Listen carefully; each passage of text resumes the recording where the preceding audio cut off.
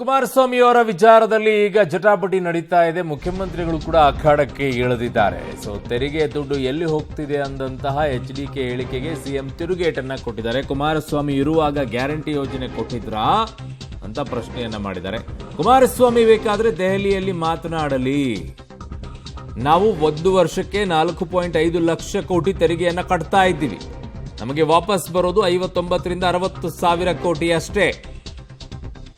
ನಾವು 1 ರೂಪಾಯಿ ಕೊಟ್ರೆ ನಮಗೆ ಬರೋದು 14 ಪೈಸೆ ಅಂತ ಲೆಕ್ಕವನ್ನ ಇಟ್ಟಿದ್ದಾರೆ. ಉಳಿದದ್ದು ಕೇಂದ್ರ ಸರ್ಕಾರ ಇಟ್ಟುಕೊಳ್ಳುತ್ತೆ ಅಂತ ಮುಖ್ಯಮಂತ್ರಿಗಳು ಅದಕ್ಕೆ ಸ್ಪಷ್ಟನೆಯನ್ನ ಕೊಟ್ಟಿದ್ದಾರೆ. ಕುಮಾರಸ್ವಾಮಿಯ ಲೆಕ್ಕಾಚಾರಗಳಿಗೆ ಮುಖ್ಯಮಂತ್ರಿಗಳು ಕೊಟ್ಟಂತ ಉತ್ತರ ಇದು.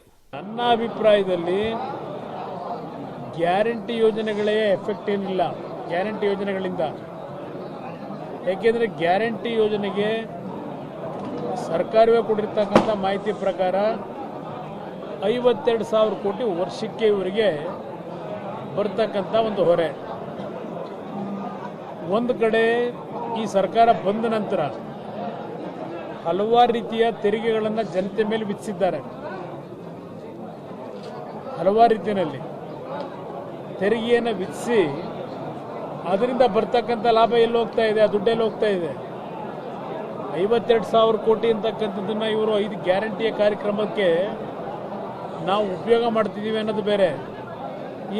ಈ ಒಂದು ಹಿನ್ನೆಲೆಯಲ್ಲಿ ಇವತ್ತು ಮದ್ಯಪಾನೀಯರ ಮೇಲೆ ಏರಿಸ್ತಾ ಇರತಕ್ಕಂಥ ಒಂದು rate, guidance value rate rise ಮಾಡಿರ್ತಕ್ಕಂಥದ್ದು ಮತ್ತು ರಿಜಿಸ್ಟ್ರೇಷನ್ ಸ್ಟ್ಯಾಂಪ್ ವ್ಯಾಲ್ಯೂ ರೇಟ್ ಮಾಡಿರ್ತಕ್ಕಂಥ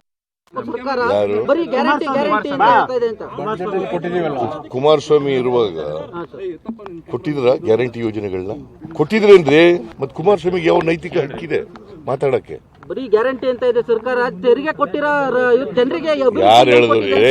ಕೇಳ್ರಿ, ಅಲ್ಲಿ ಮಾತಾಡ್ಲಿ ಅವರು. ಡೆಲ್ಲಿನಲ್ಲಿ ನಾವು 4.5 ಲಕ್ಷ ಕೋಟಿ 1 ವರ್ಷಕ್ಕೆ ತೆರಿಗೆ ಕೊಡ್ತೀವಿ. 4.5 ಲಕ್ಷ ಕೋಟಿ ನಮ್ಗೆ ವಾಪಸ್ ಬರೋದೆಷ್ಟು? 59,000 60,000 ಕೋಟಿ. ಇನ್ನು ಉಳಿದ ದುಡ್ಡೆಲ್ಲ ನಾವು 1 ರೂಪಾಯಿ ಕೊಟ್ರೆ ನಾವು ಬರೋದು 14 ಪೈಸೆ.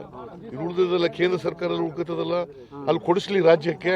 ಬರೀ ಮಾತಾಡೋದ್ರ ಪ್ರಯೋಜನ ಏನಂತೆ? ಇವ್ರು ದೇವೇಗೌಡರಾಗಲಿ, ಇವ್ರ ತಂದೆಯವರಾಗಲಿ, ಇವರಾಗಲಿ ಯಾವತ್ತಾರು ಕರ್ನಾಟಕಕ್ಕೆ ಅನ್ಯಾಯ ಆಯ್ತು ಅಂತ ಮಾಡಿದಾರ? ಈ ವರ್ಷ ನಬಾರ್ಡ್ನಲ್ಲಿ ಹೋದ ವರ್ಷ 5,600 ಕೋಟಿ ರೂಪಾಯಿ ಕೊಟ್ಟಿದ್ರು ನಬಾರ್ಡಿಂದ ರೈತರಿಗೆ ಸಾಲ. 4% ಸಾಲ ಕೊಡ್ತಾರೆ. ಈ ವರ್ಷ ಎಷ್ಟಿದೆ ಗೊತ್ತಾ? 2,340 ಕೋಟಿ. ಇದು ಅನ್ಯಾಯ ಅಲ್ವಾ? ಏನ್ ಮಾಡ್ತಾ ಇದ್ರು ಕುಮಾರಸ್ವಾಮಿ ಹೇಳ್ರಿ? 5,600 ಕೋಟಿ ಹೋದ ವರ್ಷ ನಬಾರ್ಡ್ನವರು ಕೊಟ್ಟಿದ್ರು. ಈ ವರ್ಷ 2,340 ಕೋಟಿ. ಎಷ್ಟು ಕಡಿಮೆ ಆಯ್ತು? 58% ಕಡಿಮೆ ಆಯ್ತು.